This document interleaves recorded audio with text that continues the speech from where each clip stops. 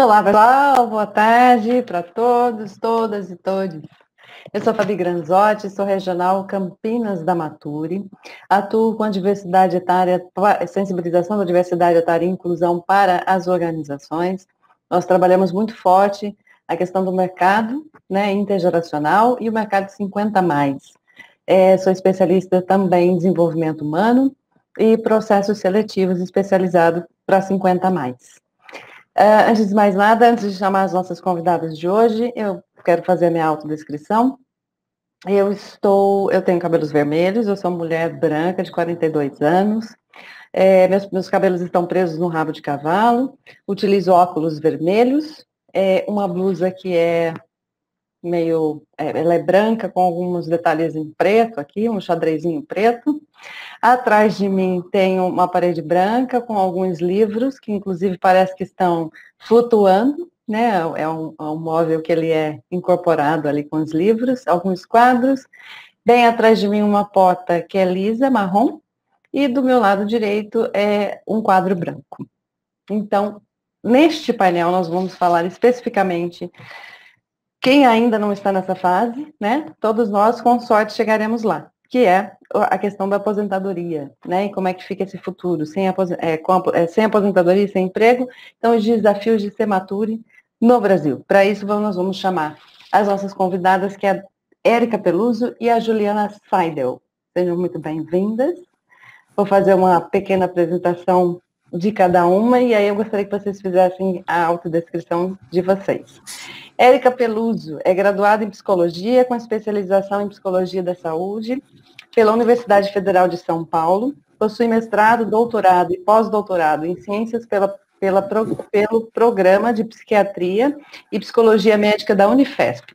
Atuação profissional como docente em cursos de graduação na área da saúde e na pós-graduação estricto sensu, mestrado, onde atuou como pesquisadora, orientadora e coordenadora do programa. Consultora, assessora científica e autora de diversas publicações em periódicos nacionais e internacionais na áreas de psicologia da saúde, saúde mental e saúde coletiva. Érica, boa tarde, seja muito bem-vinda. Boa tarde, Fabi, boa tarde, Juliana, boa tarde, Luana, boa tarde, pessoal que está nos assistindo, é um prazer estar aqui. Eu vou começar também me autodescrevendo, né, como a Fabi sugeriu. Eu sou uma mulher branca, eu tenho cabelos castanhos, eu estou usando óculos, eu estou com uma blusa preta. Atrás de mim, estou aqui no meu escritório, né, e atrás de mim eu tenho um armário de madeira, uma cor clara, uma madeira clara, e tem uma porta branca também. Então é isso, queria agradecer, parabenizar a BRH pelo evento, Vozes da Diversidade, e agradecer o convite para estar aqui nesse painel, conversando com a Juliana e com quem está aí nos assistindo. Prazer estar aqui, Fabi. Maravilha, Érica. Muito obrigada por ter aceito, né, o nosso convite e fazer parte dessa construção enorme aqui nesse oitavo Fórum de Inclusão da Diversidade. Então, agora eu gostaria de apresentar a Juliana Seidel, que é psicóloga pela Universidade de Brasília, mestre em gestão de pessoas pela Universidade de Coimbra, com mobilidade na Universidade de Barcelona, e doutora em Psicologia Social do Trabalho e das Organizações pela Universidade de Brasília, com mobilidade na Universidade da Flórida. Atua como consultora em gestão de pessoas desde 2010. É fundadora e consultora da Aposentadoria Plena e parceira da Maturi, na Regional Brasília. Seus principais temas de interesse são educação para aposentadoria, etarismo, empregabilidade de trabalhadores mais velhos e gestão da diversidade etária nas organizações. Juliana, seja muito bem-vinda. Olá, pessoal, boa noite a todos, boa noite, Fabi, boa noite, Érica, boa noite, Luana, boa noite, organização, pessoal da organização da BRH e todos que estão nos assistindo. É um prazer estar aqui, então vou fazer minha autodescrição. Eu sou uma mulher branca, tenho 35 anos, estou vestindo uma blusa preta e um blazer azul marinho. Atrás de mim tem de um lado uma parede lilás, tem um reflexo, né?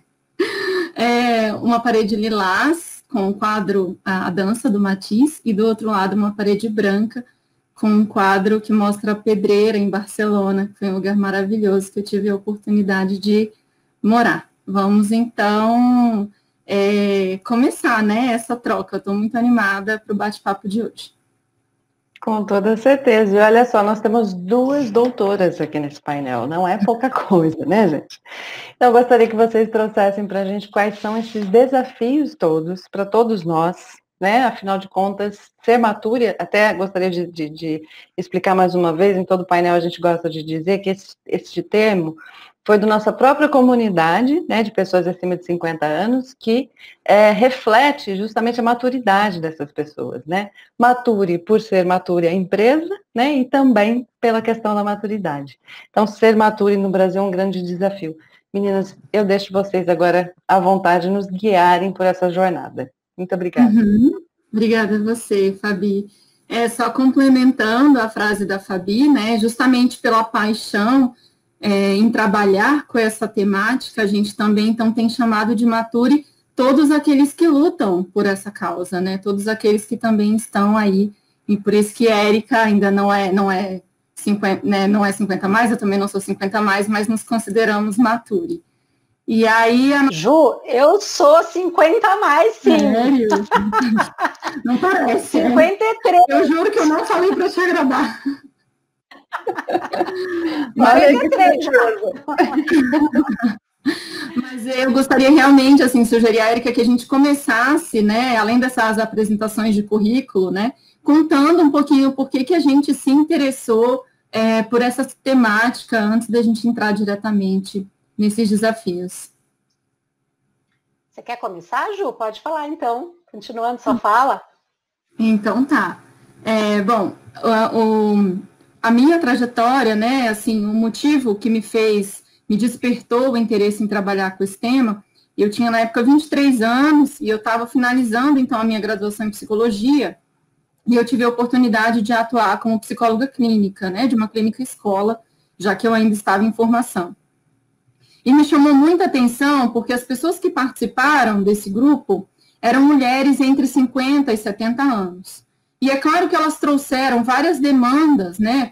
Quando a gente está em psicoterapia, em geral, a gente traz dificuldades, demandas, né? Questões que a gente quer trabalhar naquele processo. Então, como, por exemplo, a síndrome do ninho vazio, que é a saída dos filhos de casa, ou então a dificuldade de fazer novos parceiros, né? De fortalecer ou de ampliar a sua rede de amizades. Mas me chamou muito a atenção, porque todas elas estavam próximas da aposentadoria, algumas já tinham adquirido os critérios, outras não, e quando a temática era essa, né, aposentar-se ou não havia um consenso sobre se aquela decisão representava algo positivo ou negativo. Então, as dúvidas, né, com relação a essa decisão me trouxeram um insight. Eu falei, que interessante, né, porque quando a gente está trabalhando, em geral, a gente escuta muito, eu não vejo a hora de me aposentar e tal, tem aquela visão de que a aposentadoria é férias, né, não fazer nada, é ficar em casa. E hoje em dia, felizmente, né, justamente por conta do aumento da longevidade, a Érica logo vai trazer dados para a gente sobre isso, eu observei que era um tema interessante a se debruçar, né, a dificuldade dos brasileiros em se planejar para o futuro, né, mais uma vez, cada vez mais vai depender de nós, esse planejamento para aposentadoria, né? E, além disso, o próprio etarismo, né? Aqui, como a gente tem chamado, preconceito etário, em relação a essas pessoas. Então, na época, como uma menina de 23 anos, oferecendo atendimento psicoterápico para um grupo de mulheres 50 a mais, me fez também olhar, caramba, será que eu tenho condições de oferecer um suporte, né? Para essas mulheres que estão em outro estágio da vida?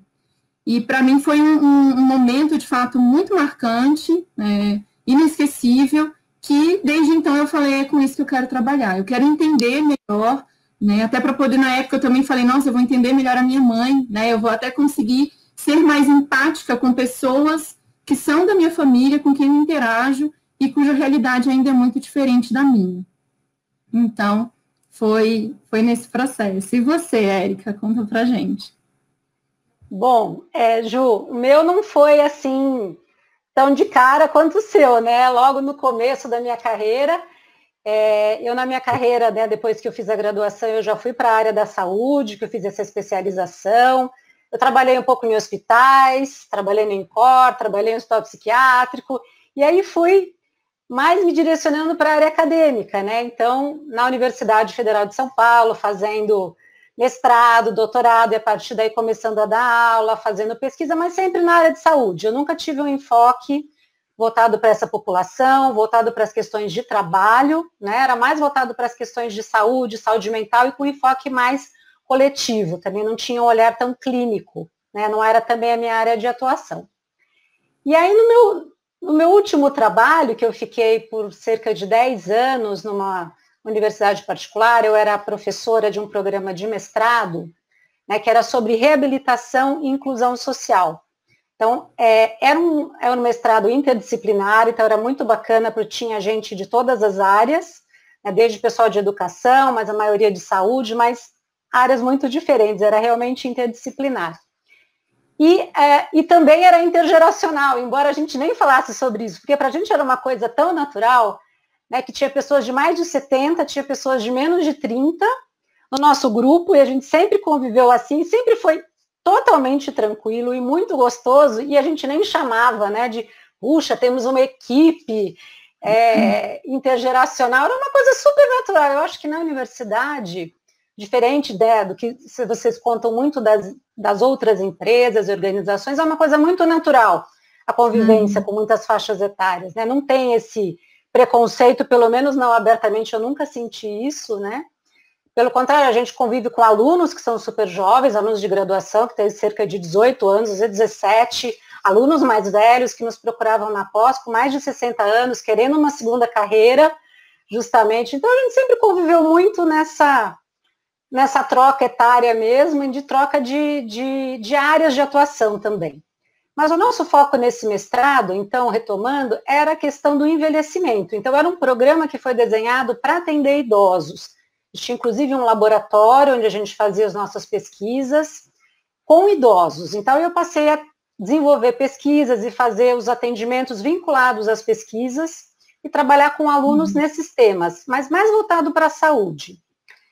E aí que apareceu uma das alunas que eu tive, que foi a Deodete Ribeiro, que é uma psicóloga do trabalho. Na ocasião, ela era professora da universidade também, na graduação, e ela nos procurou, eu fui orientadora dela, e ela falou, puxa, mas a minha área é trabalho, o programa daqui é de saúde, né? Como é que nós vamos arrumar um tema aqui? E foi muito interessante esse processo, porque a partir daí a gente tentou encontrar um tema em comum, né, que ficou sendo o tema, bom, e os idosos que trabalham, né, os idosos que são aposentados e que resolvem trabalhar. Qual é o impacto desse trabalho, depois de 60 anos, na saúde, especificamente na saúde mental e na qualidade de vida, que eram temas que eu estava trabalhando, né? Então, nós desenvolvemos essa dissertação e, a partir daí, a gente começou a estudar juntas, né? Ela estudando um pouco a minha área, eu estudando um pouco a área dela, e foi muito interessante, né? A gente também tinha uma co-orientadora, que era uma educadora, especialista em trabalho. Então, foi uma troca super interessante, né? O trabalho justamente foi publicado agora há pouco tempo, na revista do SESC, né? Que se chama Mais 60, Estudos sobre Envelhecimento.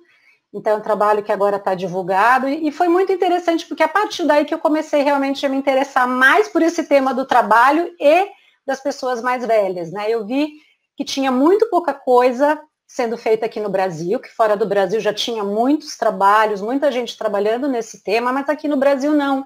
Era uma área super pouco explorada. A gente começava a procurar artigos, procurar pessoas para conversar, até para a banca, e não achava.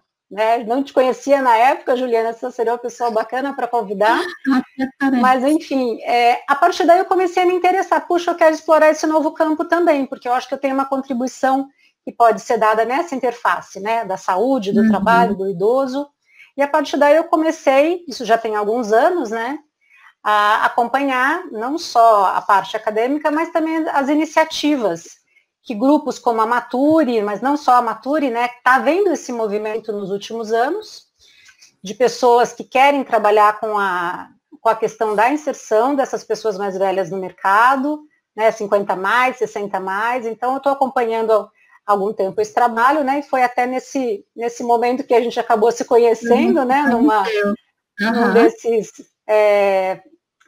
networkings da Mature, né, então foi uma coincidência feliz aí. Então foi um pouco por aí. Para mim foi mais tardio esse interesse, né? E eu acho que também reflete a minha faixa etária. Como você falou que eu não era Mature, mas eu sou. Então é uma coisa da gente também ver que está nessa faixa etária e está vivendo coisas que a gente também pode entender melhor o que a gente está passando e por estar passando ajudar outras pessoas que também estão passando. Então foi por aí a minha trajetória e o meu interesse. Com certeza. Eu estava justamente lembrando disso, né, que a gente teve a oportunidade de se conhecer em um desses eventos da Mature, e aí é interessante, justamente fiquei feliz da Fabi ter me convidado, e foi justamente assim que vi a publicação desse seu estudo, achei interessantíssimo, né, em breve eu vou pedir, inclusive, também para que você discorra sobre os resultados para o pessoal que está aqui conosco hoje.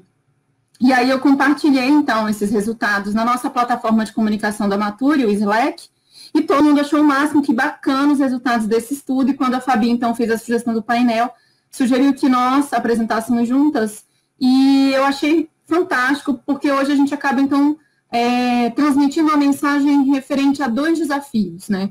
O desafio de como a população 50 mais, né, trabalha no Brasil e se aposenta, né? E, além disso, eu acho que a gente também traz um alerta do desafio do não incentivo à ciência e à realização de pesquisas científicas no Brasil, né? Isso é algo que me incomodou. Eu fico muito feliz hoje por fazer parte da Mature, de uma equipe, de uma empresa privada de São Paulo. Eu sou de Brasília e eu procurei a empresa no ano passado, então tem um ano que eu componho o time, mas eu achei, ainda não decidi, mas eu achei até pouco tempo que a minha trajetória seria acadêmica, completamente apaixonada pelo impacto, né, que a ciência tem na vida das pessoas, né? Felizmente, a gente imagina se a gente vivesse sempre do senso comum, enfim, né, as crenças das pessoas que tiraram da cabeça, né? E, ao mesmo tempo, a gente vive hoje um momento de aumento das fake news, né, de aumento das informações que vieram do Zep, e qual é a fonte, ninguém sabe a fonte. Existe uma série de comentários sobre como se vivem os idosos hoje, que vem do Zap, e eu fico assim, mas a pessoa não se perguntou de onde vem essa informação, né? Então, eu acho que bom que a BRH, e eu agradeço mais uma vez a BRH por nos convidar, porque hoje, além de trazer dados, né, sociodemográficos, claro que o IBGE traz, e claro que também a articulação com o mundo real, com o mundo do trabalho, né? Então, é uma visão muito ainda reducionista que muitas pessoas têm no Brasil, de achar que não é possível essa articulação, e eu acho que a nossa presença aqui é para mostrar que ela é fundamental, essa articulação, e a gente pode falar de uma forma séria, responsável, divertida, clara, sobre, né, então, falando de estereótipo, a gente vai falar também do preconceito etário, tem um preconceito em relação à relação acadêmicas, então elas vão falar um assunto que é chato, vão utilizar termos robustos, né, e dessa forma. Então, acho que essa também é uma introdução necessária, considerando o atual momento que a gente vive no Brasil. E aí eu queria pedir para você, Érica, se você quiser começar, então, contextualizando um pouco, né, onde estamos, assim, nesse momento, antes da gente entrar nos desafios. Bom, você já falou um desafio para nós, né, Ju, que é trazer um pouco desse universo acadêmico para um público que não é acadêmico, e que também é um desafio para cada uma de nós, né, que está acostumada, principalmente para mim, né, espero que eu consiga também, isso também é um desafio, de trazer esse contexto de uma forma que não fique tão, assim, pesado, ou, enfim, muito rigoroso, né, vamos tentar realmente trazer uma discussão que seja interessante e que possa contribuir para as soluções, que é isso que interessa para todo mundo, né? As dificuldades, os desafios, acho que todo mundo vive e sabe que tem muitos desafios, mas a gente quer realmente colaborar para ter soluções para essas questões, né? Então, esse desafio aí que nós estamos vivendo nesse momento atual, particularmente no Brasil, né? É muito difícil, né? A gente achar saídas, porque realmente como você vai falar daqui a pouco, tem a reforma da aposentadoria, da Previdência, que deixou a gente nessa fase de transição, e justamente sem emprego, toda essa crise, enfim, vamos lá. Eu vou começar então falando, né, como você sugeriu, da gente contextualizar. Onde nós estamos em relação a essa questão, né, de não ter aposentadoria, não ter emprego, as pessoas mais velhas ficam como então? Então, para começar, eu queria falar um pouco sobre a revolução da longevidade, né, que é um tema que está aí, que tem sido bastante discutido, mas que a gente não pode pular, né, não pode deixar de falar, né, que nós já temos aqui um aumento da expectativa no Brasil de forma muito acelerada nos últimos anos, né, especialmente nas últimas décadas. E só para a gente ter uma noção, né, em termos de quantidade, a gente tem hoje em dia, né, 16% da nossa população já é idosa, tem 60 anos ou mais, ou seja, 34 milhões de brasileiros, mais ou menos, e 54 milhões, mais ou menos 25%, tem mais de 50 anos. Então, é bastante gente, isso só está cada vez aumentando mais, né? A nossa expectativa de vida atual aqui no Brasil, para quem está nascendo hoje, é 76 anos, né? Isso aumenta a cada ano, né? Não está parando, todo ano aumenta um pouco, aumentam alguns meses, né? Mas só para o público também ter uma ideia, em 1940, na década de 40, né, do século passado, a expectativa de vida ao nascer eram 45 anos. Né? Então, assim, a gente tem aí mais de 30 anos nessas últimas décadas que foram ganhos. Então, isso é uma coisa muito expressiva e que tem um impacto enorme em todas as áreas da sociedade, né? E para as nossas vidas pessoais também. Mas o que eu queria chamar a atenção também é que essa expectativa de vida, essa revolução da longevidade, ela não é homogênea aqui no Brasil. Quando a gente fala, 76 anos, puxa, que bacana, mas isso não é generalizado, né? Não é para todo mundo e é uma média. Então, o que eu queria chamar a atenção para algumas diferenças. Por exemplo, uma questão super importante é a questão de gênero. Né? Então, assim, a expectativa das mulheres ela é bem mais elevada que a dos homens, cerca de 7 anos a mais. Então, para as mulheres, a expectativa de vida está quase 80 anos. E por que tem essa diferença, né? Em primeiro lugar, é uma questão mundial, né? A gente não sabe exatamente por quê, provavelmente tem aspectos biológicos envolvidos, mas aqui no Brasil essa diferença é muito maior do que nos outros lugares, principalmente porque muitos homens morrem jovens, né, em virtude da violência. Isso também tem uma questão racial envolvida, né? Existe muita morte precoce por conta de violência, de mortes por armas, enfim, acidentes. Então, aqui no Brasil, isso fica uma coisa muito desequilibrada, né, em termos de expectativa de vida de homens e mulheres. Acho que tem um ponto também, Érica, de que as mulheres cuidam mais da saúde, pelo menos a mental, né? Esse é um aspecto da área de saúde mental. A gente pode ver que nessas iniciativas, tanto como terapia individual ou em grupos, as mulheres tendem a participar mais que os homens e a fazer mais exames preventivos que os homens também, né? Sem dúvida, Ju, estou totalmente de acordo. Acho que não é só na saúde mental, não, na física também. As mulheres se cuidam mais, com certeza. Isso também tem a ver com o fato de, no mundo inteiro, as mulheres terem uma expectativa de vida maior que a dos homens. Agora, um outro aspecto também aqui no Brasil são as diferenças regionais, porque a gente tem aqui os estados do Sul, Sudeste, eles têm também uma expectativa de vida bem maior que dos estados do Norte e do Nordeste, né? Cerca de 8 anos também. Então, a gente vê que tem muito a ver com condições sociais, educacionais.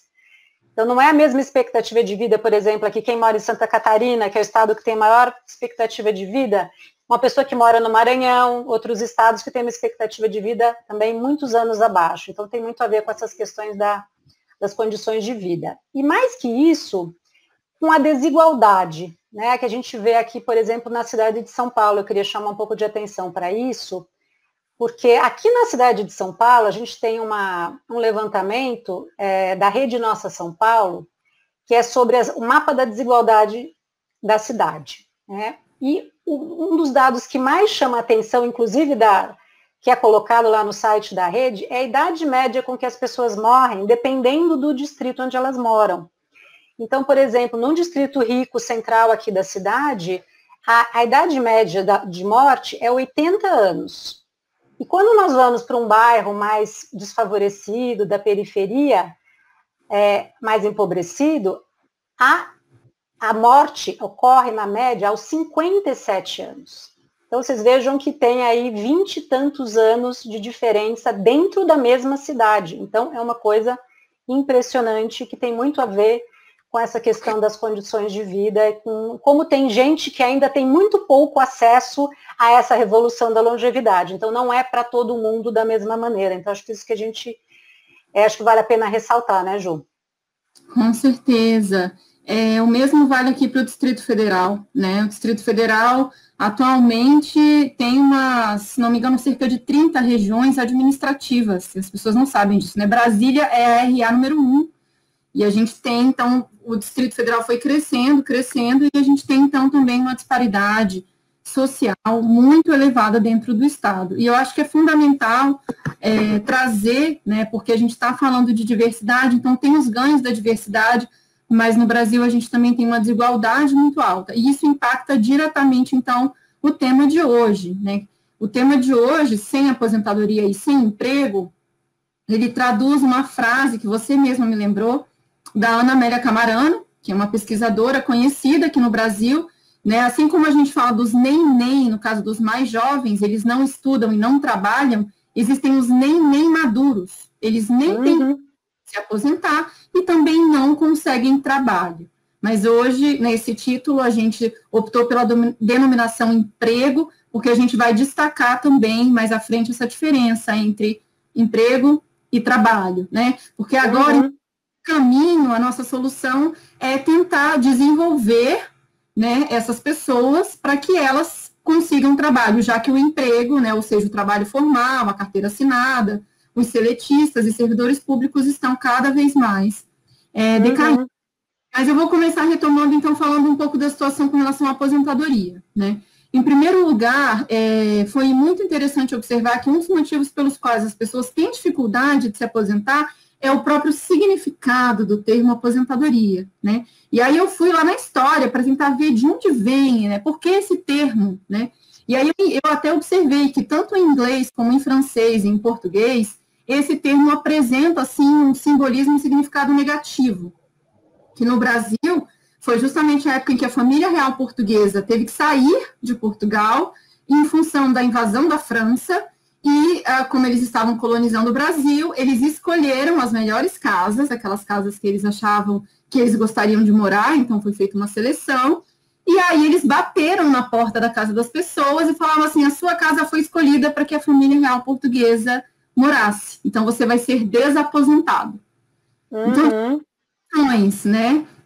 Você é aposentado, no caso, desculpa, desaposentado hoje tem outro significado, que seria justamente sair, né, dos seus aposentos, no caso, o aposentado seria permanecer nos aposentos, ou seja, porque o que eles sugeriram? Como também eles não iam tirar essas pessoas de casa, eles falavam assim, vocês podem continuar na casa de vocês, em outros cômodos, né, mas essa família real vai fazer parte. Então, eu me recordo que do que eu li tinham essas duas conotações. Algumas pessoas foram convidadas a se mudarem e outras, né, a permanecerem. Mas, de todos os modos, quando a gente vai no dicionário, a gente vê que tem essa noção de sair da vida pública, né, essa noção de atividade. E, em função disso, muitas pessoas falam, não, eu não quero essa categoria para mim. Então, o que a gente hoje também refletir é sobre os novos significados que a aposentadoria adquiriu, né? Quando pesquisa hoje com aposentados, um dos critérios que a gente utiliza, por exemplo, é ele se considerar aposentado. E muitas vezes eram aposentados pessoas que finalizaram uma carreira principal, uma carreira que exige 40 horas, em média, né? Mas hoje eles tiveram, digamos assim, alcançaram os critérios legais exigidos pelo Estado, né, no sentido de poder receber a sua pensão social, o seu benefício, né? Mas isso não significa que eles pararam de trabalhar. Isso não significa que eles estão inativos, né? Não é à toa que a gente tem aí, eu tentei buscar um dado atualizado e, digamos assim, confiável, mas eu observo que é difícil no Brasil a gente buscar informações que batem, né, em alguns aspectos, e esse é um deles. Quer dizer, quantos aposentados estão trabalhando no Brasil hoje? E o meu chute vai aí pelo menos no serviço público do que eu vi da última vez, já tinha aí uns 60% que continuaram trabalhando, né? Uhum. Voltando para a questão da desigualdade, a gente vê duas situações, né? Situações bem paradoxais e que trazem, então, para todos nós, pesquisadores, estudiosos, profissionais, né, e gestores, enfim. De um lado, a gente tem as pessoas que demoram muito para alcançar os critérios legais, e essas pessoas são as que mais querem se aposentar porque elas têm condições de trabalho precárias, né? Uhum. Muitas vezes os nenéns, são as pessoas que estão esperando pelo recebimento do benefício, enfim, como é que é o nome? Desculpa, eu estava aqui, benefício de prestação continuada. O BPC, isso. O BPC.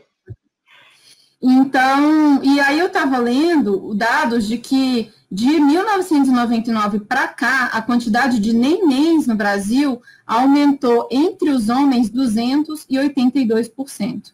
Então, a gente tem hoje 1,7 milhão de homens que não têm condições de se aposentar e não conseguem trabalho.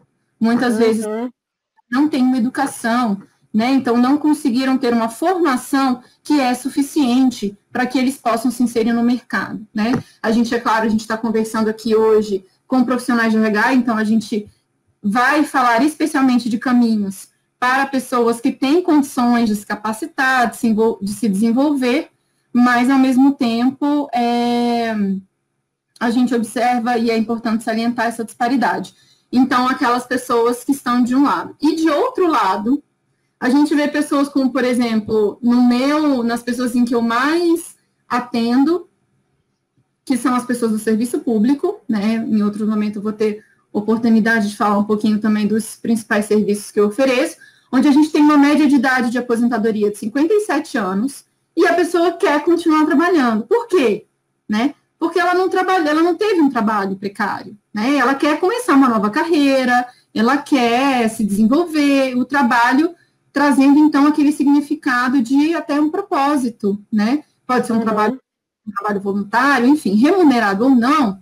O que a gente vem observando é que, e o seu estudo também revelou isso, né, em breve que aquelas pessoas que estão ocupadas são as pessoas que se sentem com um nível de saúde mental melhor, mais satisfeitas, mais felizes. Então, os níveis de qualidade de vida, utilizando aí, né, se sentem menos depressivas, menos ansiosas, e porque tem um motivo para despertar todas as manhãs.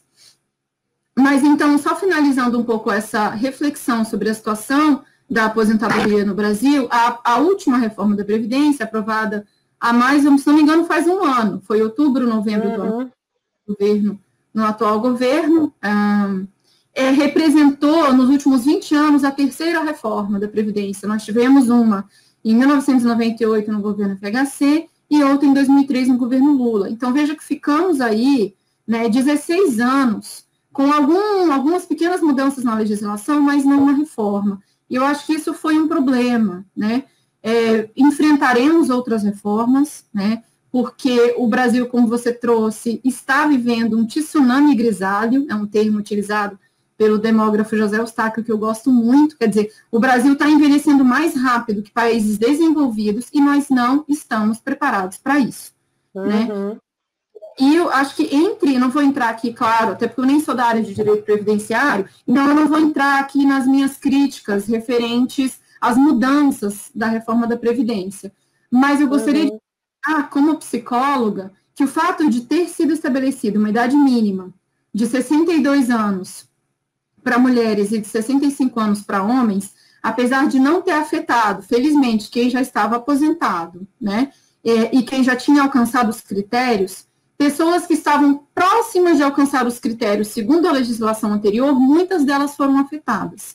Muitas delas já do tempo de contribuição e da idade, que é a soma, né, e isso impactou, claro, psicologicamente, porque a pessoa já tinha planos pessoais e profissionais de quando ela iria enfrentar essa aposentadoria, né? E do ponto de vista, então, claro, né, da nossa perspectiva psicológica, isso não deveria acontecer. Países como Holanda e Japão, por exemplo, quando instituíram as suas reformas, colocaram regras de transição bem graduais, né, para que estivessem próximas dos critérios, não fossem tão impactadas. Então, crítica que eu faço, né, que eu me sinto com propriedade para fazer com relação à aprovação da última reforma. Mas, de fato, o que eu digo para as pessoas que estão nos assistindo, né, e para mim mesma, é que eu não vou contar. Infelizmente, a gente precisa, ao mesmo tempo que a gente precisa lutar, né, pelas políticas públicas, pelo papel do Estado, cada vez mais é dever do indivíduo gerir a sua própria carreira e gerir a sua aposentadoria, se ele quiser. A aposentadoria, então, significando ele não ser obrigado a ter um trabalho remunerado. Então, ele poder, de fontes secundárias, o benefício do INSS, uma previdência complementar, imóveis que ele comprou e alugou, investimentos que ele deixou aí o dinheiro crescendo sozinho, entre outras fontes, né, de renda, para que ele possa, então, se ele quiser trabalhar apenas, né, não é apenas, mas assim, pelo propósito, pelo simbólico, pelo interesse. E isso é, no Brasil, privilégio, né? Isso é, a cada vez mais, um privilégio. E aí eu gostaria também, assim, dando continuidade, né, de saber a sua opinião, assim, em relação a tudo isso, e ao impacto disso também no trabalho. Como você falou, né, Ju, eu acho que essa reforma aí, ela tem realmente impacto, porque, embora não fosse também para todo mundo, mas muita gente conseguia, pelo tempo de contribuição, se aposentar, até com 40 e poucos anos, 50 anos, as pessoas já estavam se aposentando, né, mas isso é uma coisa que não é mais possível. E aí se criou esse espaço aí do neném, porque não tem trabalho, né? Porque, como você falou, né, no serviço público até tem, mas assim, a maioria das pessoas não trabalha no serviço público, né? A grande maioria ou é autônomo ou está nas empresas e está mudando de emprego, ou está procurando emprego, né? Então, quando a gente vê que as empresas, elas não têm interesse de contratar pessoas de mais de 40 ou de mais de 50, então o que as pessoas vão poder fazer? Elas acabam tendo que se virar, como você falou. Claro, tem que gerir a carreira, mas nem todo mundo estava preparado, né? Então, acho que você chamou a atenção para uma coisa bem importante, que a gente não teve muito tempo e nem tem uma tradição de se preparar para essas transições. Então, a transição aqui no Brasil demográfica foi muito rápida, mais rápida que nos países desenvolvidos, como você falou, e a gente não teve tempo de construir aí um sistema que desse suporte para as pessoas poderem continuar trabalhando, né? Nem um suporte de políticas públicas e nem um suporte pessoal, porque as pessoas não se sentem preparadas em condições de gerir muitas vezes a sua própria carreira. Mesmo pessoas com nível universitário, mesmo pessoas que têm um nível de escolaridade mais alto, elas não foram preparadas na sua formação para gerir uma carreira própria, né? Eu vejo assim, eu acredito que as pessoas achavam, né, a gente mesmo, quando estudava, que era assim, vamos estudar uma época, vamos trabalhar outra. Provavelmente em alguns trabalhos, em alguns empregos, essa questão do empreendedorismo também é mais recente, né, até pela falta de emprego justamente, e a gente não foi preparado para ser empreendedor, né? Eu, pelo menos, não fui nada preparada para ter uma carreira autônoma, me desenvolver, estudar sempre, né? É uma coisa pessoal de querer seguir um pouco esse caminho, mas eu vejo que as pessoas não estão preparadas, muitas vezes, nem para empreender, nem para continuar esse aprendizado ao longo da vida. Acho que não houve uma preparação, então é uma coisa que a gente precisa cuidar agora, né, para que as gerações que estão vindo, desde cedo, já comecem a se preparar. Né? Não é chegar com 40, 50 e falar, e agora, o que eu vou fazer? Porque eu não vou conseguir me aposentar tão cedo, não tem trabalho, e aí, o que eu vou fazer? Então, a gente tem que ter já essa preocupação desde cedo agora. Né? Não é mais uma questão de escolher. É uma questão de que a vida agora vai ser assim, são transições, são mudanças, tanto, né, no mundo do trabalho, que acho que as coisas têm se acelerado muito, então, novas profissões estão surgindo, tem a questão da automação dos processos de trabalho, inteligência artificial, e toda essa questão que está mudando também o universo do trabalho, e a gente pegou aí no meio, né? Então, são muitas incertezas e muitas transições ao mesmo tempo que a gente tem que lidar. E, no fim, acaba sendo difícil, porque a gente não tem exatamente essa formação para lidar com transições tão rápidas, porque não era assim, né? Então as coisas estão cada vez mais aceleradas. Até acho que você podia comentar um pouco, Ju, daquela questão do mundo muvuca, né? Que você disse que gostaria de comentar. Acho que seria legal você poder comentar um pouquinho disso, né? Que nós estamos vivendo. Não, e só fazendo um reforço, né, a sua fala, eu comecei nessa área, como o Estatuto do Idoso, a Política Nacional do Idoso de 1994, desculpa, e o Estatuto do Idoso de 2003 prescrevem a implementação de programas de preparação para aposentadoria, a minha prática começou, então, dentro do grupo de pesquisa da Universidade de Brasília, e depois como consultora, construindo esses programas. Quais são os temas que compõem esses programas? Claro, as pessoas acham que se preparar para a aposentadoria é só pensar nas finanças, né? Mas não é. Mas esse é, claro, um dos carros-chefes, né? Um dos temas-chefes. Então, educação financeira, né? Como construir essa independência financeira no final, enfim, aí depois na fase da maturidade, mas também o cuidado, a saúde física e mental, o desenvolvimento de competências socioemocionais, a capacidade de autogestão, né, que hoje em dia, então é muito interessante, porque quando a gente termina o programa, e agora também com a pandemia, muita gente vivenciou sentimentos parecidos com o da aposentadoria, como essa mistura do papel profissional e pessoal, né, mais tempo com as pessoas da família, como fica essa divisão de papéis e etc. Claro que a situação é muito mais grave, porque a gente está no contexto, né, de saúde pública sendo afetada, mas eu escutei muito isso, muito esse relato das pessoas que eu já atendi, né, e orientei. E é muito interessante, então, porque todos eles falam, nossa, como eu queria ter recebido esse conteúdo antes, né?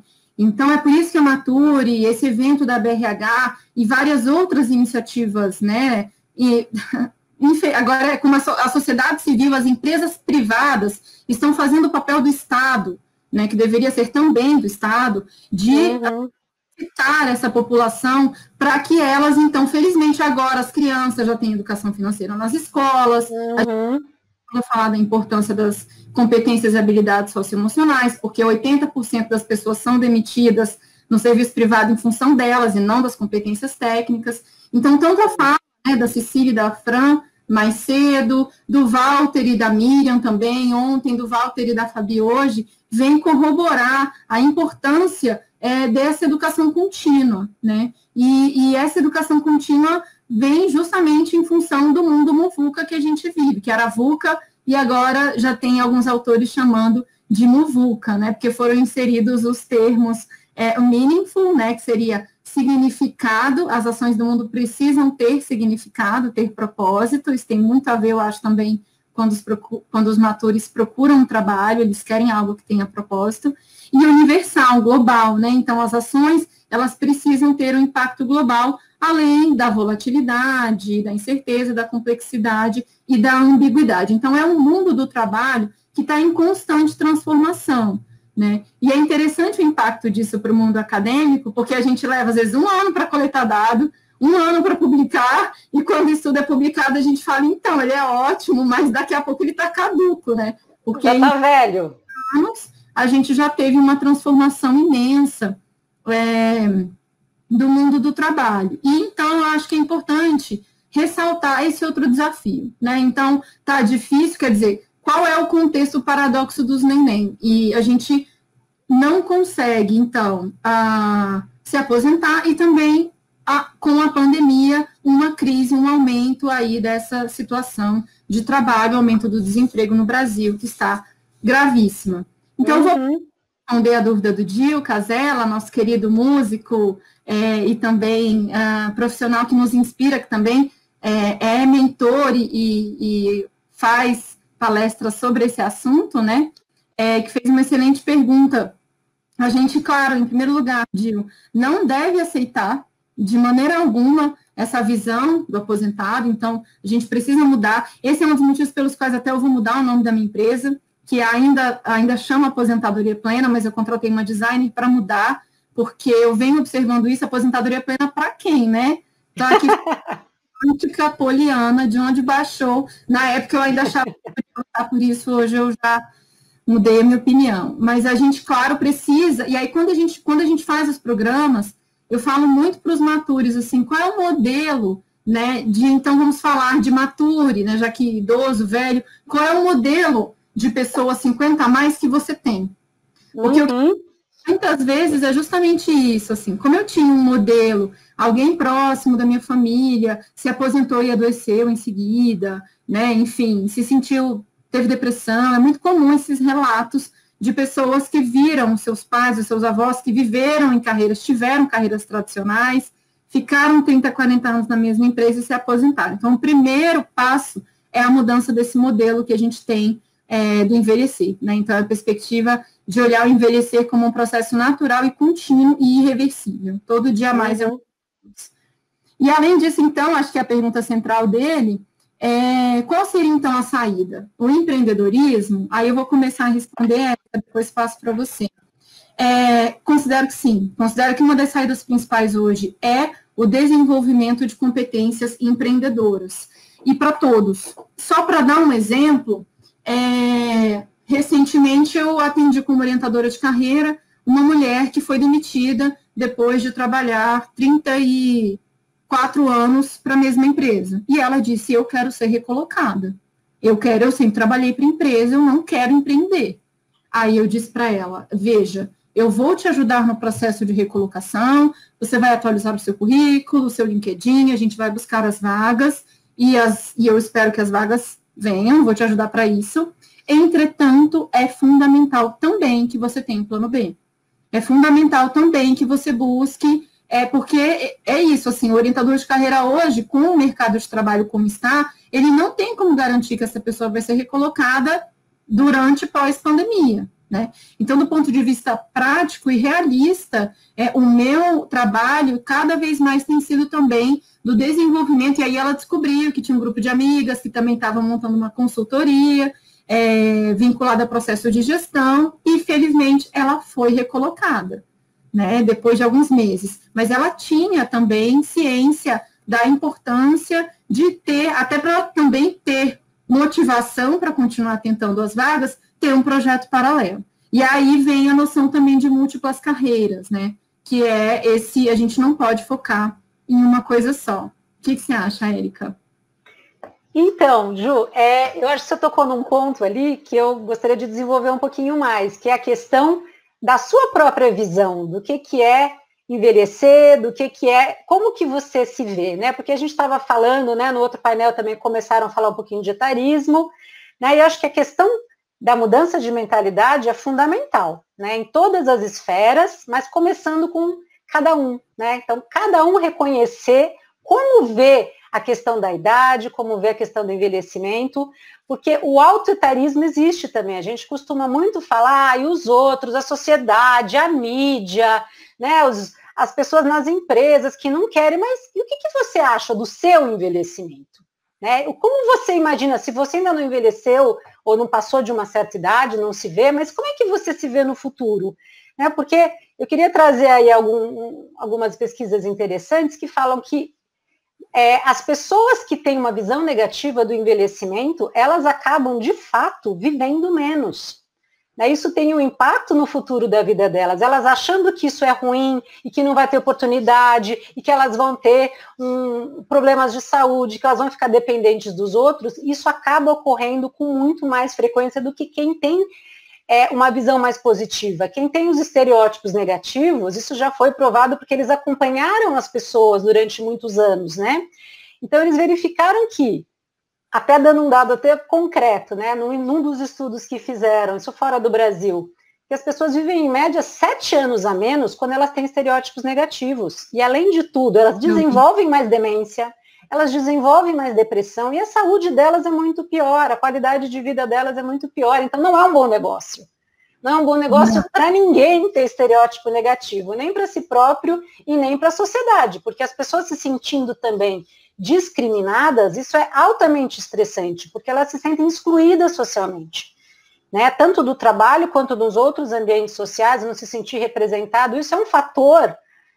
A discriminação e a percepção dos estereótipos que também estão presentes na sociedade, isso também é um fator altamente estressante que prejudica a saúde das pessoas, porque elas não se sentem parte, elas não se sentem pertencentes a um grupo, a uma sociedade. Então, eu acho que a primeira questão tem isso que você falou, né, que eu queria enfatizar, da questão do autoritarismo, que tem também, ao lado do etarismo, que é social, que é coletivo, que é estrutural, mas a gente precisa se dar conta disso e trabalhar com essa questão um pouco do etarismo em todas as esferas, né? Então, em si próprio, a questão nas próprias organizações, que é o que a gente vem falando aqui, que a Maturi vem falando bastante, e também nas esferas, né, públicas, como os programas, né, as políticas públicas, como você mencionou, que não dão espaço, não veem isso como uma relevância que tem. Deus está presente em todas as esferas, e a gente precisa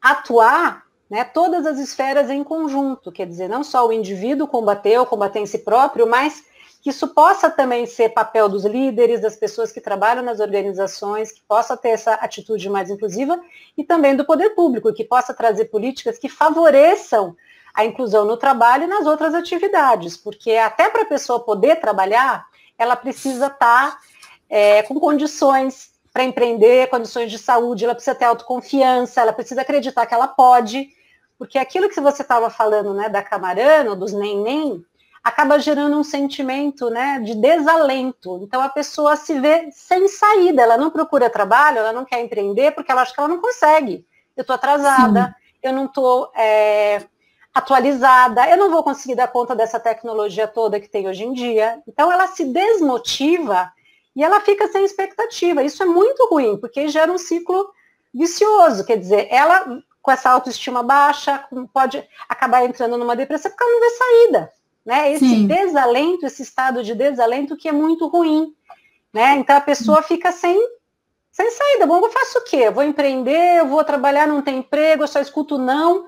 E esses exemplos positivos são muito importantes, como você falou da sua cliente que conseguiu, né? De você trazer casos e pessoas, até através da mídia, de pessoas que conseguiram, de exemplos bons de reinvenção, de envelhecimento, de recolocação. Isso é importante. Eu vi isso muito no festival lá da Maturi mesmo, como isso foi importante para as pessoas. Elas sentiram, puxa, eu posso, eu não estou sozinho, eu tenho lugar, eu tenho para onde crescer, existe espaço para mim. Porque eu acho que tem muita gente que não vê esse espaço ainda. Então acaba entrando nesse estado de desalento que é muito ruim. E aí aproveitando, assim, para falar mais sobre esse assunto, eu vou responder também a outra pergunta do Gil, onde ele pergunta, então, quem está no neném, né? Seja quem está no neném ou quem está em transição de carreira, em mudança de carreira. Quais são as dicas para esses matures? Tem tudo a ver com o que você trouxe, né? Que é, em primeiro lugar, continuar se atualizando, né? Então, assim, não tem como mais, as pessoas viram pra gente e falam, né? Ai, que bacana, você terminou o doutorado, agora acabou. Acabou nada. É isso, assim, é uma quantidade de informações sobre tecnologia, sobre, né, as transformações no mundo do trabalho, e vão exigir que a gente continue aprendendo. Então, o que eu falo para as pessoas, desempregadas ou não, né, que querem buscar um novo trabalho, etc., vem dois processos. O processo de autoconhecimento. Então, não tem como. E qual é o seu propósito sem entrar nesse processo? A pandemia também facilitou isso para muita gente. Não tem como, né? Se você não tem... Hoje em dia, a gente tem, infelizmente, várias universidades fazendo projetos para poder atender, né? As psicólogas estão aí, né, com muito trabalho, justamente por conta de toda a crise que a gente teve, muitas pessoas de saúde mental. Então, é importante o autoconhecimento, é importante também conhecer o mercado de trabalho. É importante que você vincule, né, quais são, o que eu gosto de fazer, né, o que eu faço e perco a noção do tempo, a noção do flow, da psicologia positiva, e o que o mercado precisa, né, porque eu também não posso, né, nesse momento especial da pandemia. Então, entre esse aspecto. E a não resistência à tecnologia é fundamental, não tem como. Hoje em dia, a gente até já vê reportagens, quem tem 35 está velho no que se refere à tecnologia, porque as transformações são muito rápidas. E um outro ponto também que você trouxe, que é o autoritarismo, né? Também foi bastante abordado ontem na fala do Walter, com a Miriam Goldenberg, que chama esse fenômeno de velhofobia. E esse também foi um dos resultados do meu estudo de doutorado. No meu estudo de doutorado, eu vi que as pessoas que têm maiores níveis de preconceito etário são as que menos se preparam para o futuro. Em todas as dimensões: finanças, saúde, estilo de vida, que envolve cultivo a lazer também, né, e psicossocial. O estilo de vida também entra ocupação, que seria um trabalho futuro, né?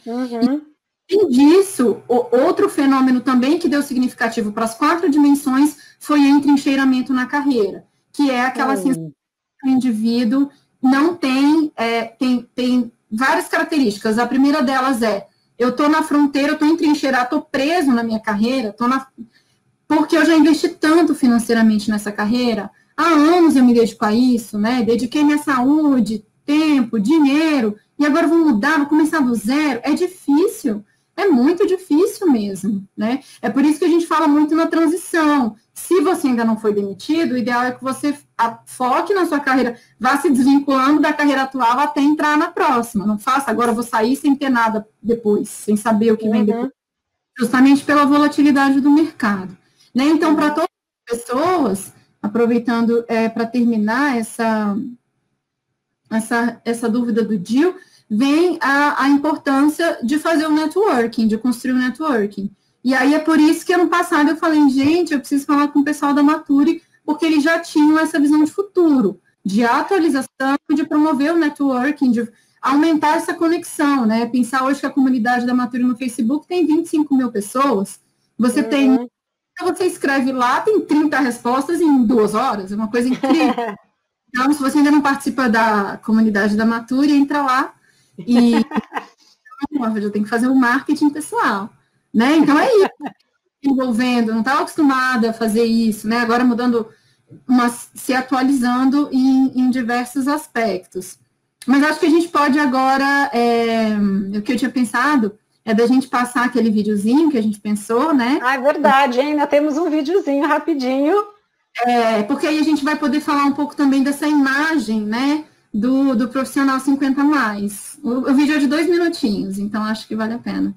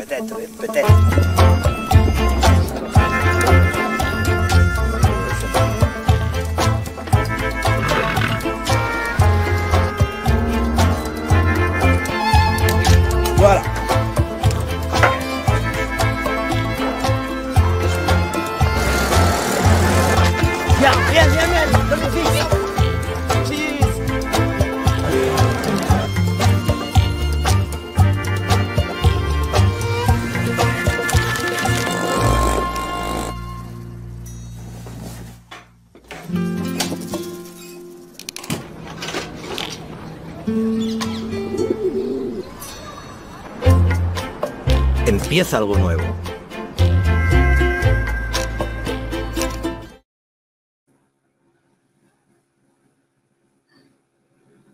Não sei se alguém escreveu aí no chat o que achou do vídeo, né? Eu costumo passar esse vídeo nas palestras e cursos que ofereço, em geral as pessoas gostam muito, porque a ideia não é dizer, né, felicidade é viajar para muitos países, porque tem aquela coisa assim, mas eu não tenho condições de ir para tantos lugares diferentes. Não, a ideia não é essa. A ideia é justamente falar como uma pequena mudança, né, que no caso, a compra da cadeira, a propaganda dessa empresa sueca, que chama IKEA, que você compra um móvel e monta, e como isso, de fato, proporcionou, né, a mobilidade, né? Você vê que o semblante dele muda ao longo do vídeo, e a capacidade de mudar, né, de experienciar coisas novas. Aqui eu estou vendo que a Juliana e a Iris já comentaram, movimento, atitude, novas experiências, essa visão, né, que a gente gostaria que os matures tenham, né, Érica? O que você achou? Esse vídeo é super bacana, né, porque ao mesmo tempo que ele foi, os outros ficaram lá no banquinho, ficaram olhando para ele, né, quem é esse cara, né, que ele apareceu com essa cadeira que, tipo, não entendi nada, né? Então, tem gente que vai conseguir modificar essas atitudes, mas eu acho que, apesar dele ter ido sozinho nesse vídeo, eu acho que a companhia, né, você se sentir participando, você se sentir protagonista junto com outras pessoas é fundamental. Que eu acho que é um pouco que eu estava retomando aquilo que a Mature faz, né, de trazer essa noção de comunidade. Gente, nós somos muitos. Nós temos que achar soluções juntos, né?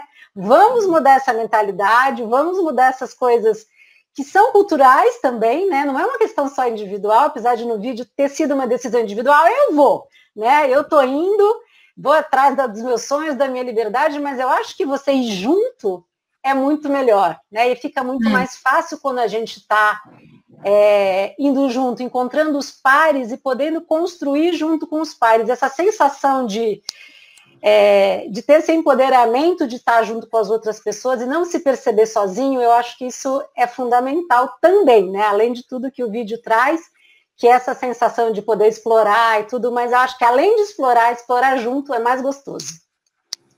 Com certeza.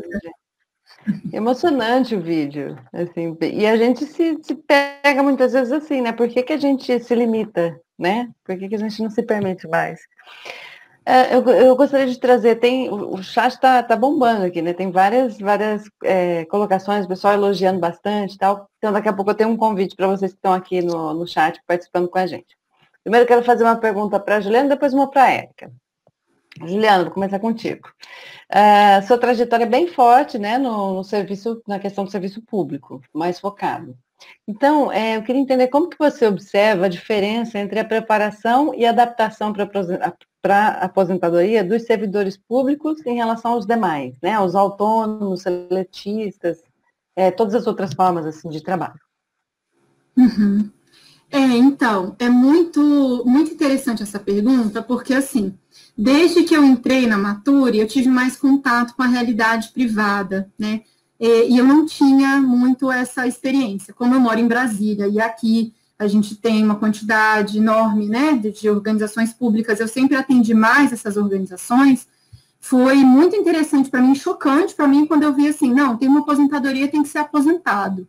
E eu ficava assim, como assim? Mas eu ajudo as pessoas a se preparar para essa fase, porque a gente ainda observa que no serviço público as pessoas vão ter condições de se aposentar, né? São, de fato, um grupo privilegiado, e como eu falei também, muitas pessoas alcançando esses critérios, jovens, né? Claro, é isso, produtivas, a questão, o que é ser jovem hoje, né? Ter saúde, a gente está falando em idade subjetiva, em idade biológica, e não mais em idade cronológica, felizmente. Então, mas me chamou a atenção, e aí eu até gostaria de fazer essa reflexão, eu acho que a gente precisa continuar, e aí vem o que a Érica falou, em termos de poder público, de Estado, exigindo o direito das pessoas a se aposentar, né? Uma coisa é o prolongamento no mercado de trabalho, eu concordo, que a expectativa de vida vai exigir de todos nós ficar pelo menos hoje até os 75, né? Mas aí, hoje, e no futuro eu já nem sei se seria só, tá? Eu digo assim, mas ao mesmo tempo, salientando aquilo que eu falei no início, eu estou falando isso para quem tem saúde, casa, né? Para quem vive com condições adequadas, né? Não estou falando de quem, das pessoas menos em situação de vulnerabilidade, como a gente costuma dizer. Mas, ao mesmo tempo, vai chegar um momento que a gente deveria ter o direito de parar, né? Então, porque a gente também acaba estudando muito nos estudos sobre aposentadoria a dependência do trabalho, no sentido de, então eu só tenho uma identidade se eu tiver um papel profissional? Não, inclusive, essa é uma pergunta. Muita gente fala assim, tem que estar trabalhando, né? E aí depois a Érica vai poder complementar com o estudo dela, mas assim, é isso. Existem pessoas que conseguem reorganizar sua rotina e se sentir muito bem na aposentadoria com os papéis que a gente chama de familiares e sociais. Então, é uma mulher que agora vai cuidar da casa, vai ajudar mais na comunidade, na igreja, vai atuar como avó, e etc. E ela se sente bem assim. Ela não tem, se ela tiver condições financeiras, ela não tem essa necessidade de ter um trabalho, mas para algumas outras pessoas não, né? Isso é subjetivo. Mas eu acho que o direito a parar, ele ainda deve ser, a gente ainda deve continuar lutando por ele, porque vai chegar um momento, né, que não mesmo as pessoas mais saudáveis terão, como a gente vê depois dos 80, declínios físicos e cognitivos, que a gente também não pode ignorar, né? Uhum. Acho que essa é uma reflexão. Maravilha. E Érica, como você atua, né, como pesquisadora, orientadora de diferentes assuntos, enfim, você faz, na verdade, diferentes estudos, né, e pesquisa sobre este assunto específico. Teve algum resultado que foi encontrado, né, nas suas pesquisas que te chamou mais atenção, assim, que você considerou que de repente te surpreendeu, que foi surpreendente? Então, Fabi, eu queria trazer um pouco desse estudo até que acho que você também viu, né? Que nós fizemos sobre a qualidade de vida e a saúde mental de idosos aposentados que trabalham. Então, a gente comparou aqueles que trabalhavam com aqueles que não trabalhavam. Fizemos 2 grupos, né? E fizemos essa comparação. Na verdade, a gente ficou se perguntando, justamente como a Ju falou, tem uma hora que as pessoas cansam, que elas, principalmente quem tem trabalhos mais informais, que tem trabalhos que exigem mais esforço físico, tem uma hora que cansa, você está trabalhando há 30, 40 anos, tem uma hora que você não quer fazer nada. Principalmente, né, aqui no Brasil, que a gente tem uma realidade dos idosos que tem baixa escolaridade, tem uma renda muito restrita, né? Então nós pensamos assim, a gente via nos outros países desenvolvidos que aqueles que continuavam trabalhando depois da aposentadoria, eles tinham uma melhor saúde mental, eles tinham menos depressão, menos declínio cognitivo. Então eu falava, puxa, legal trabalhar até mais tarde, mas e nas condições daqui do Brasil, né? Então a gente pensou, olha, talvez não, talvez para pessoas aqui na nossa realidade, que tem essa baixa escolaridade, baixa renda, que fazem trabalhos que são mais cansativos, inclusive fisicamente, talvez não tenham um impacto positivo para a saúde delas e para a qualidade de vida delas, né? Então, assim, o resultado que a gente acabou observando foi que, mesmo assim, pessoas na faixa, a idade média de 70 anos, trabalhando 40 horas na semana, mesmo assim, pessoas como diaristas, auxiliar de limpeza, garçom, porteiro, mesmo assim, eles estavam muito satisfeitos. O grupo que trabalhava, ele estava muito satisfeito com o trabalho.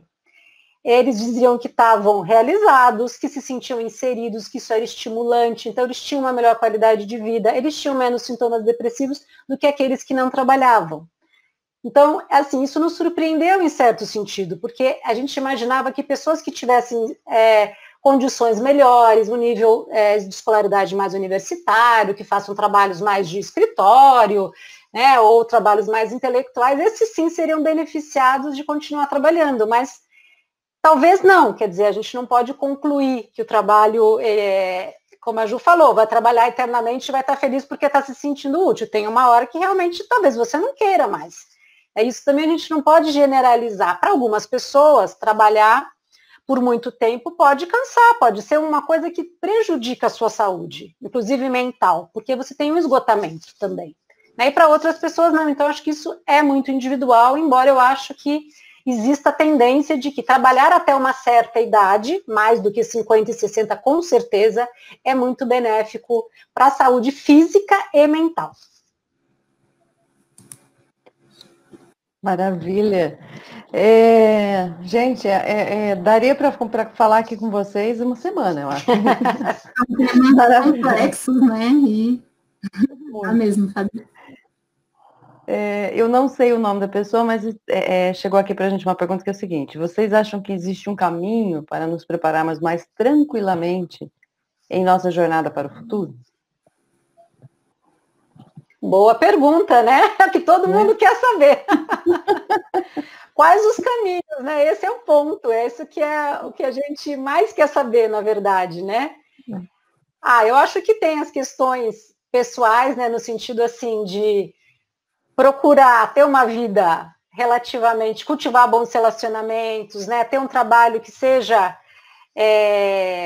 satisfatório, que tenha esse propósito, como a gente falou, né? Os relacionamentos são super importantes, manter uma boa saúde física, né? Porque isso também vai te dar boas condições, até para ter um trabalho, né? O trabalho eu acho que também é fundamental por uma boa parte, né, do tempo para a gente ter um envelhecimento satisfatório, e todas aquelas coisas que a gente vem falando aí, né? Que tá né, uma boa alimentação, enfim, são muitas coisas, mas eu acho que de tudo isso eu destacaria que o que mais se a gente precisa prezar, né, além do dinheiro, claro, também se preparar financeiramente, isso a gente não pode nunca excluir, é a questão dos relacionamentos. Sempre cultivar os bons relacionamentos. As pessoas que estão inseridas, elas têm com quem contar, elas têm boas relações, isso é o que vai garantir realmente uma boa vida no envelhecimento.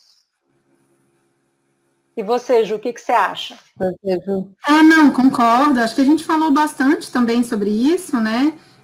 Então, envolve, quando a gente monta esses programas de longevidade ativa, entram alguns pilares. Os pilares são finanças, né? Relações familiares e sociais saudáveis, né? E isso não é fácil, né? Uma coisa... Você ter família não significa você olha nos olhos das pessoas que você ama, né? Diálogo aberto.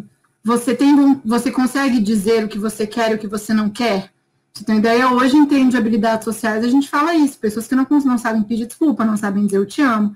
Então, assim, né? Aí vem também o pilar da ocupação, que aqui vem essa questão, a importância do trabalho, seja um trabalho remunerado ou não, né? Mas a pessoa se sentir ocupada.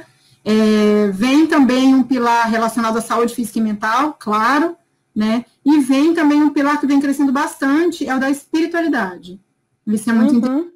Até pouco tempo, né? A ciência ainda não se debruçava muito sobre, já sabia, claro, pessoas que têm religião, têm mais fé e tal, têm mais autoeficácia, que é a crença do indivíduo de que ele vai conseguir o que ele quer, né? Então, o desenvolver da espiritualidade também tem crescido. Então, esse equilíbrio desses pilares a gente não há uma receita para saber como cada um vai esse equilíbrio, mas é importante. Então, avalie, e é por isso que a roda da vida é muito utilizada, né? Porque cada um ali dá a sua nota para essas esferas e vê, peraí, tem uma esfera que eu gostaria, nesse momento eu preciso me dedicar mais. E eu vejo que no trabalho eu não conheço ninguém que fala que é isso, assim, eu já estou satisfeito com todas essas esferas. Não existe isso, é um processo, tanto que a felicidade é busca, né? E não é um processo contínuo de autoaceitação, de autocompaixão. Acho que todo mundo tem também passado por esse momento de se culpar menos e coragem para enfrentar esse mundo vulca, porque não está fácil. Mas a gente não. Gostei muito.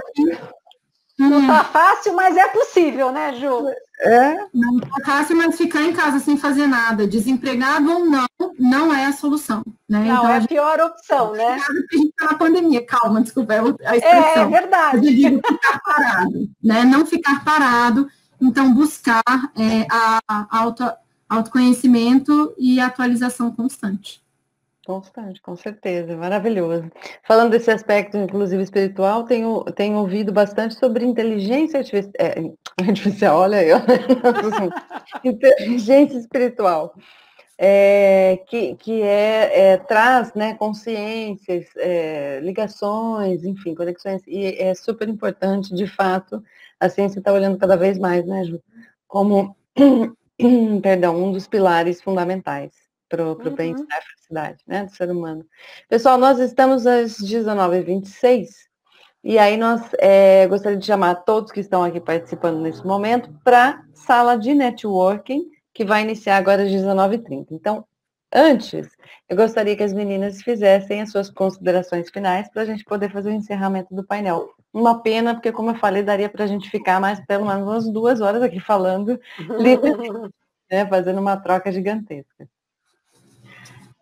Bom, eu gostei muito de participar, Fabi, Juliana, nossa, super bom ouvir a Juliana falando também, a gente trocando, uma vai estimulando a outra, foi muito bom poder participar aqui desse painel. Então, eu acho que a mensagem que fica não está fácil, né, ainda juntando a situação da pandemia, acho que está, para as pessoas mais velhas, está difícil realmente, mas eu acho que tem saídas, a gente está construindo caminhos, infelizmente são caminhos que às vezes são um pouco lentos de construir, mas sem a participação de cada um, não dá, né? Então, acho que cada um tem que procurar se juntar a essa causa, a esses caminhos, e a gente procurar construir juntos as soluções, né? Não tem nada pronto, não tem nada assim, puxa, a solução está aqui, está ali.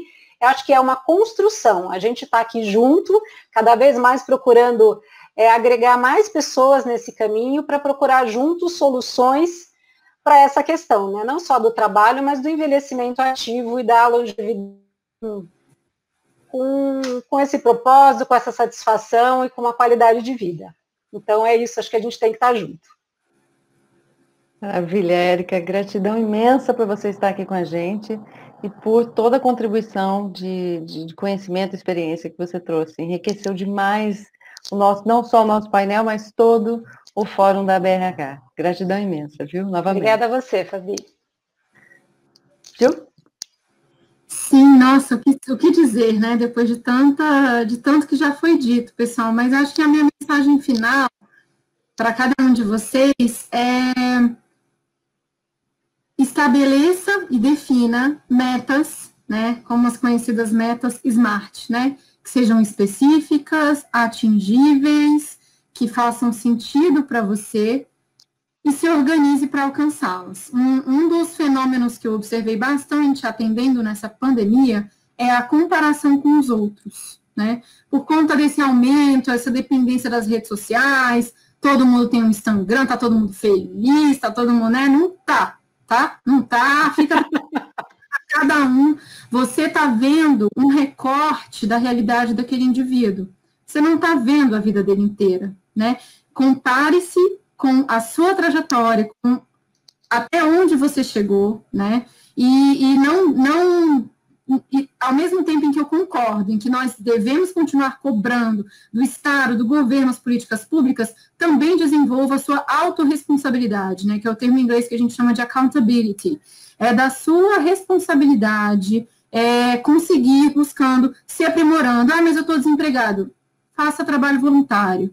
O trabalho, qualquer ele que seja, vai aumentar a sua rede de contatos, né, vai aumentar a sua autoestima, vai fazer com que você desenvolva novas competências, faça, né? Não fique nas redes olhando os outros fazer. Procure o seu caminho e faça, porque ele vai vir. Quer dizer, todas as pessoas que eu vejo que estão dessa forma, né, coloca no papel, um dia de cada vez, estão vendo resultados. Então, acho que esse é o caminho. E para os profissionais de RH que estão aqui conosco, se vocês não sabem como combater o preconceito etário, como gerir equipes de trabalho diversas no que se refere à idade, contrate a Maturi e converse conosco, porque esse é o nosso, né? E a Érica, então, a gente vai também se chamar como parceira aí da Maturi, porque é isso que a gente faz, e faz muito bem. Então, e não é fácil fazer. Então, peça ajuda. Maravilhoso, é isso mesmo. Matura especialista na inclusão da diversidade etária nas organizações e passando assim de uma jornada de início mesmo, né, de sensibilização, ali de mudança cultural até a parte final ali, né, de próximos passos de profissionais que estão sendo desligados, desligamento humanizado, né, a preparação de aposentadoria, preparação para empreendedorismo, pós-carreira, enfim, é todo um processo enorme, gigante, recheado de profissionais, né, assim como a Juliana, que está aqui maravilhosa, nossa Regional Brasília. Gente, olha, não tenho nem como agradecer plenamente por esse painel, assim, de fato, é riquíssimo.